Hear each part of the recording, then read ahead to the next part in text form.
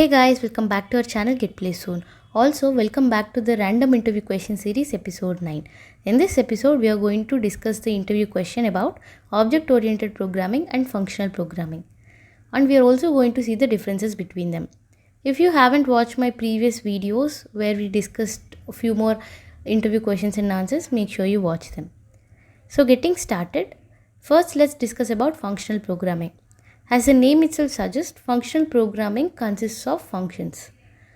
Now, in functional programming, whenever you write a function, it will have a statements to execute a particular task for whatever application you are building. Each function has a goal and all the statements inside the function only written to achieve the goal. So each function does its part and only its part. The function has nothing to do with other parts of the program. The function can easily be invoked and reused at any point of time. So to reuse the function, all you need to do is to call the function again. As simple as that. Now, whenever you write a function with certain inputs, it always gives you the same results, no matter how many times you run it. For example, here you can see a function, calculate product. We have two inputs, x and y. For example, if you give x is equals to 2 and y is equals to 3, it will always return their product 6. No matter how many times you execute it, the answer will be 6. So this is how the function works. This is how functional programming works. Now I gave you the basic idea on functional programming. Let me give you about object-oriented programming. An object-oriented programming is a programming style where you use objects. You use objects to model the entities that you are working on. So objects means everything in object-oriented programming is an object. So it represents the real world concepts. We will take an example again, don't worry about it. Now each objects will definitely have data, like for every object it has its own properties. The properties is known as attributes. All about the object, all the data is stored as attributes. And these attributes can be modified or accessed and do anything with the help of methods also known as functions. Right? Let's take an example. Here you can see class person is representing an object person. Now each person has its own attributes, like each person is having their own properties like weight, height, skin color, hair length, etc. All these are known as attributes.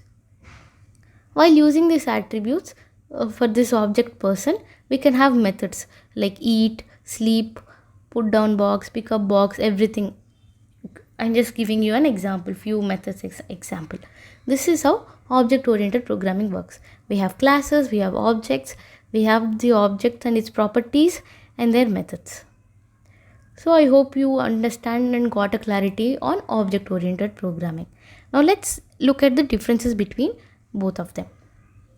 As we discussed earlier, functional programming is a programming paradigm which uses functions.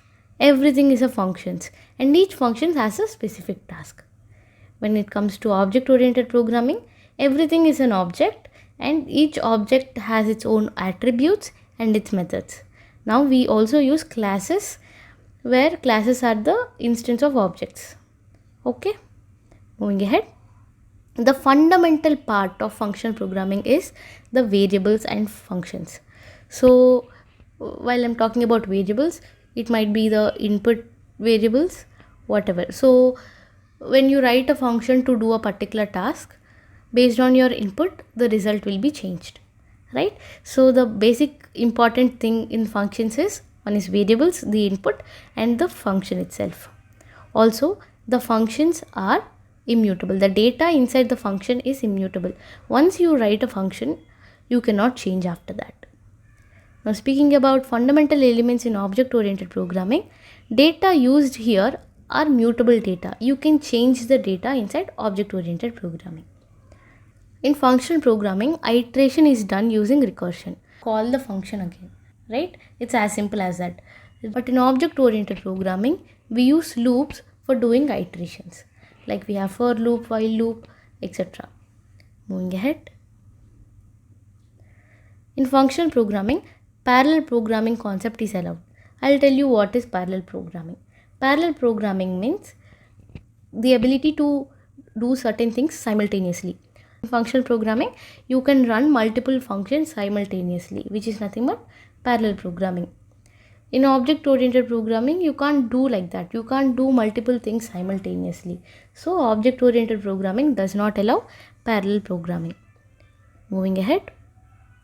In functional programming, there are no access specifiers like private, public, protected. There are no access specifiers, and there are no other methods also. There are no other facilities also for data hiding.